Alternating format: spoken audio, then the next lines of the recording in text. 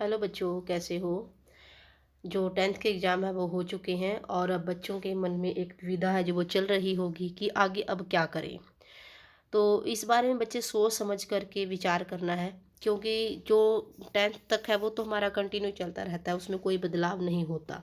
लेकिन 11th में आने के बाद आपको सब्जेक्ट है जो वो देख कर चुनने पड़ते हैं कि कौन सा सब्जेक्ट मुझे लेना है या कौन सी स्ट्रीम मुझे लेनी है। तो इस पर बड़ा सोच विचार करना है आपको। इसके लिए अभी आपके पास कम से कम 2 महीने का समय मिल ही जाता है रिजल्ट आने तक। तो आपने अपने ये देखना है कि आपका जो रुचि है वो किस विषय में ज़्यादा है।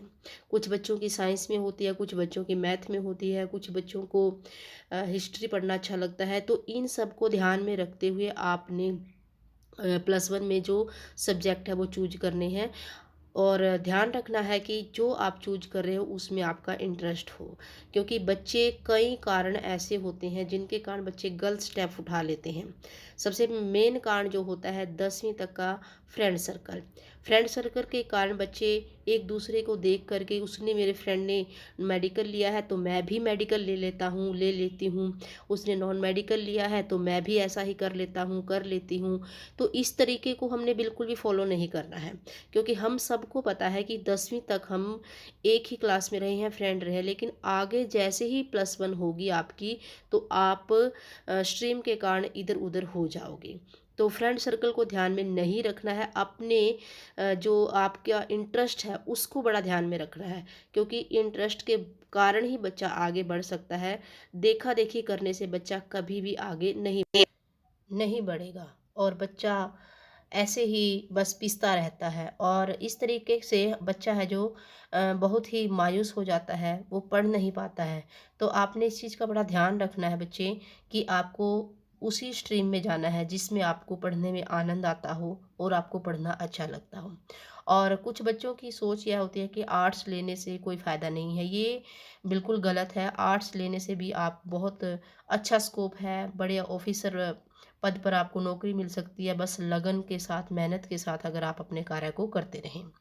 तो इन छोटी-छोटी बातों का ध्यान रखना है और समय रहते ही अपने माता-पिता के साथ इस बारे में डिस्कस करना है कि मुझे कौन-सी स्ट्रीम लेनी है, ठीक है? कई बार जल्दबाजी में हम मेडिकल, नॉन मेडिकल ले लेते हैं और हमसे बन नहीं पाता है, वो कर नहीं पाते हैं, और पीसीएम में हम यूँ ही पिसते रहते हैं।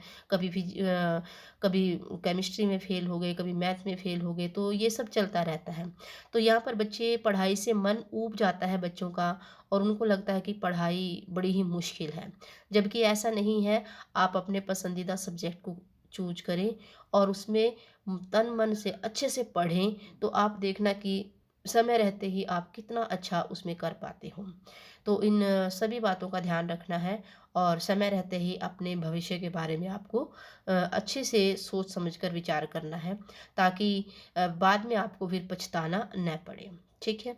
तो इन बातों को मैं आशा करती हूँ कि आप ज़रूर गौर से सुन रहे होंगे, और इन बातों को अपने लाइफ में या अपने भविष्य के लिए इनमें से कुछ ना कुछ आपको सजेशन अवश्य अच्छे लगे होंगे। तो प्यारे बच्चों, स्वस्थ रहें, मस्त रहें।